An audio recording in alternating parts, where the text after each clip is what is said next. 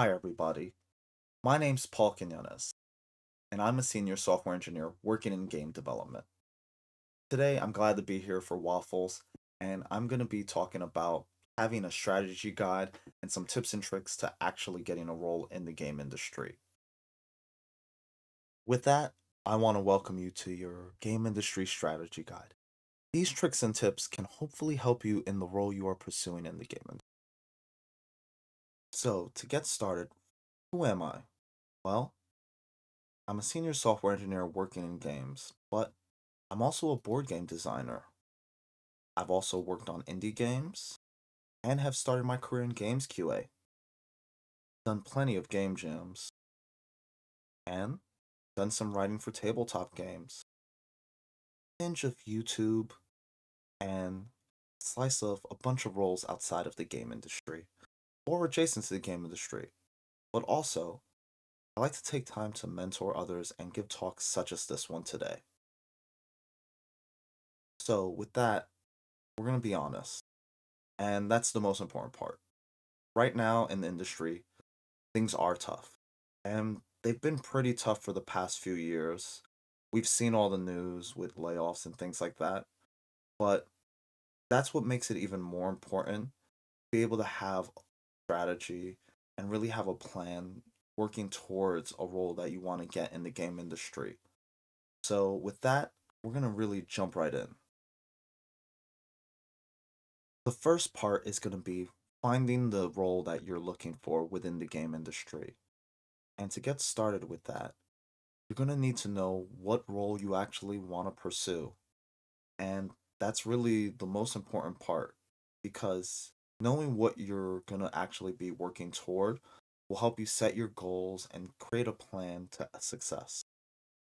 That means being able to know the different roles that are within a position, understanding the different types of positions available for software engineers, or if there's an engine specific developer needed. Maybe you're a 2D artist or 3D artist, concept artist, or something else along the way. The main thing is to know what roles are actually available.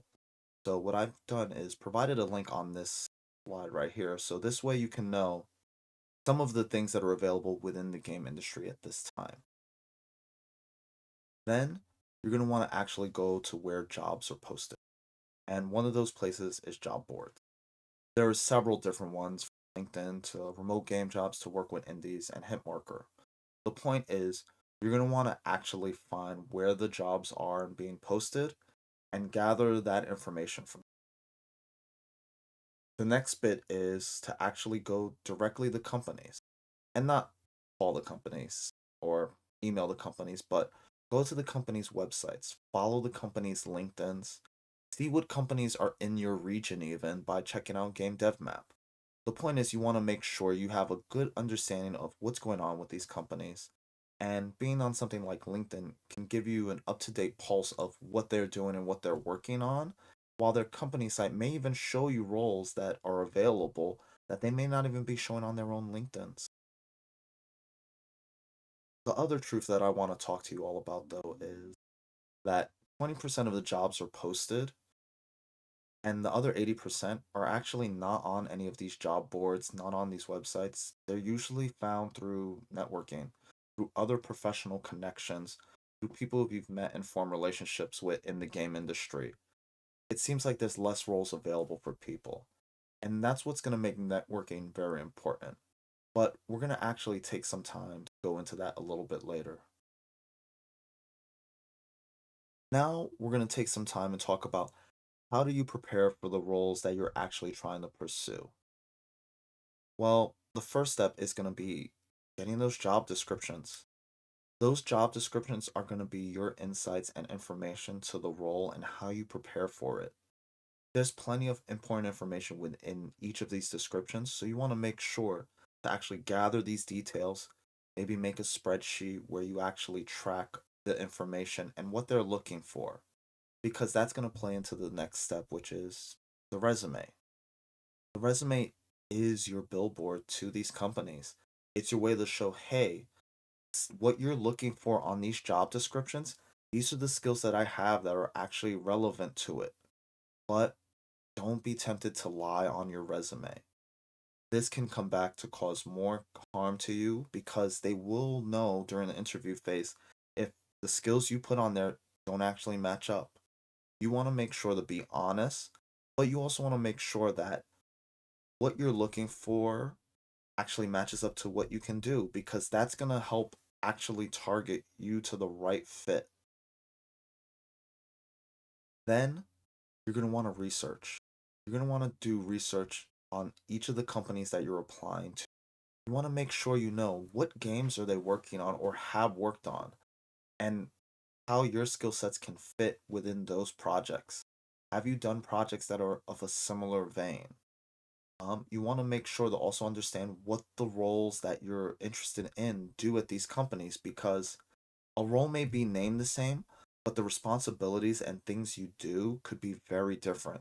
So maybe reaching out to people who work there and understanding or asking them to get some questions about those roles could be useful in terms of learning more about what the role actually does at that company. Then there's interview prep. And this is the rough part for a lot of people, and sometimes it's easy for others. The main thing is that you're going to want to polish your technical skills. And with engineering, it's more theory and understanding theory. Others will require you to lean on other skill sets for those specific roles.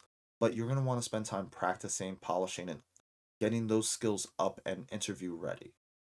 That also means you may want to take some time and find a practice partner and practice interviewing with that person. This means going through questions that may see in an interview or working through problems and those technical skills out loud with someone kind of there being your bouncing board. And if you can find someone else who's also looking for a game industry role, it's a great way for both of you to practice those skills together and help learn from each other and develop for interviews. With that, that covers interview prep, but what else do you need to actually get a job in the game industry? Well, one of the main requirements, especially today, is to have years of experience making games. But how do you get this experience without a job in the game industry? Well, you're gonna have to make games. But you may be asking, how do I make games without having a job in the industry? Some of you may be familiar with it, and it may be kind of going over some similar things. But the first bit is game jams. Best way to make a game is 48 hours game jam. By the end, you usually have a game or you have something that can be further polished into a game that you may want to use as a portfolio piece or something. There's contract jobs and there's also side projects. But let's dive in a little deeper on eight. As I was mentioning, game jams are a way for you to come together with others to make a game within 48 hours. And there's different ways to find game jams. There's itch.io, there's the global game jam that happens every year. There's some local jams, Ludum Dare, and so many more that you can pretty much Google search game jams and find a large amount to choose from. But Itch actually does have a game jams page that lists most game jams out there, so it's worth checking out. The other bit is contract jobs. These are your indie gigs where maybe an indie developer needs someone who can help with a project for a few weeks or a few months just to get something over the line. Or it could be something more short term where you're actually providing some assets, songs, or stuff like that for a indie game or a small game. The other bit is could be a freelance job, something you pick up on Fiverr or something like that, where someone needs someone to do game development work. Gives you experience actually making games for a company, no matter how big or small. Then there's side projects. Maybe you want to contribute to an open source project where your contributions you can actually call out in something you're applying for, or you're building a personal project for your portfolio. Maybe you even want to volunteer to help a game company that may not have the budget to actually hire someone, but it's a great way for you to get your name in the credits of something and actually get experience working on a project. But let's say you're still having a tough time finding a role in games. Well, that's okay. I actually spent many parts of my career not working directly in the games industry. And there were many things that I've learned from it. Honestly, there's tons of experience you can gain from working in roles and jobs not directly inside of the game industry. And to get started, we're going to talk about different roles. Maybe you can't find the role you're looking for. Maybe there's just not any positions available, or it's a tough job market for that specific role. It could help to take on a different role within the game industry. Maybe something more junior, like a junior producer role or a QA role, just to help you get your foot in the door and develop some experience working in the game industry and a part of it that you may not be familiar with that could help give you experience to use in the role you want to work toward. There's also roles in game adjacent fields, and that could be writing for a game's website or working for a company that collaborates directly with a games company. I actually have experience working in advertising, and while working in advertising, we collaborated directly with Sony on some really cool ads that basically took Sony's store API and was able to make custom ads using that information. And that's just one of the jobs that you can do that's not in games, but it's adjacent to it.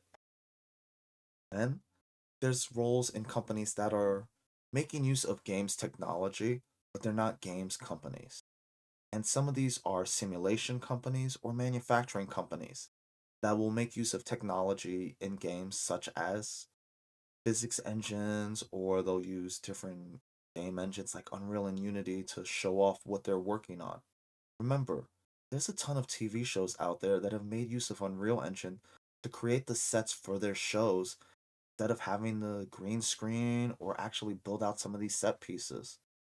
So, game skills can be developed and grown in other industries besides games as well. And if you're still struggling to find a job in games, there's also plenty of jobs not in games that can help you develop experience that you may not be able to get at game companies. There's a lot of companies that require collaboration in terms of executing projects, especially at a larger scale. And these skills give you the insight and experience to actually work in bigger, larger game studios. They also can help you speak when you're talking in an interview about personal experience. You'd be like, well, when working in a larger team that required lots of moving parts, you may have found a way to solve a problem that maybe someone working on an indie game may not be as familiar with how to solve that problem, because when you wear multiple hats, you may not develop experience that's useful for collaborating in larger groups. So, just because the job's not specifically in games, you can learn a lot of skill sets that can be applicable to a role you later pursue within the game industry. The truth of the matter is, though, getting a job or role in the game industry is not something we can do alone. That's why it really is important to be part of and build your community out. As I mentioned before, 80% of the jobs found in the game industry are usually through networking or professional connections and things like that. That's why it's important to get out there and get involved with different groups. There are groups like the IGDA, the International Game Developer Association, which connects developers around the entire globe together. There's online and local groups, talks, or meetups where you can meet people in a nearby vicinity to you, or because of the tools we have today, online. Honestly, there's so many game development discords that you really should go out there and check some of them out, join them, talk with the people there, build up these connections, maybe even work on smaller projects with people through Discord. LinkedIn has groups, and it's really the best way you can connect directly with people in the industry. People have a Rolodex just through LinkedIn of people they met and know in the game industry. And who knows? Maybe you know someone who knows someone who they can connect you together, and you can talk to those people in order to work towards a role you're looking for or learn more about a company you're interested in. Game jams. Game jams, as I mentioned before, are a great way to really connect with people and make something at the same time.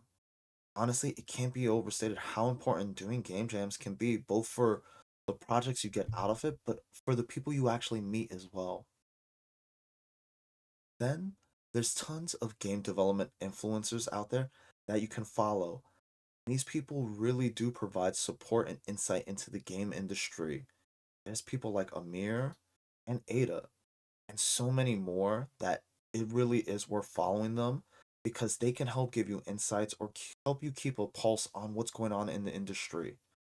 And they're really just great, cool people to talk with. So at the end of the day, there's so many different ways you can meet game developers, and I wholeheartedly recommend that you spend a lot of time focusing on building your community, meeting these people and really getting to know them, doing a mentorship. Honestly, I try to always keep in track with all my mentees because working with them has been some of the most enjoyable experience I've had, as well as having mentors that I love to talk with, and we talk from professional experience all the way to just random things in the industry that we want to talk about. With that, I want to thank everyone who listened to today's talk. Hopefully, this strategy guide will be useful in terms of helping you get the role you're looking for in the game industry or build the experience you need to actually work toward that role. With that, if you want to continue the conversation or check out some of the things I'm working on, check the QR code on screen. I also have the link on screen as well. And if there's anything you want to reach out about, I'm always available. With that, hopefully you have a great rest of your waffles. Thanks again.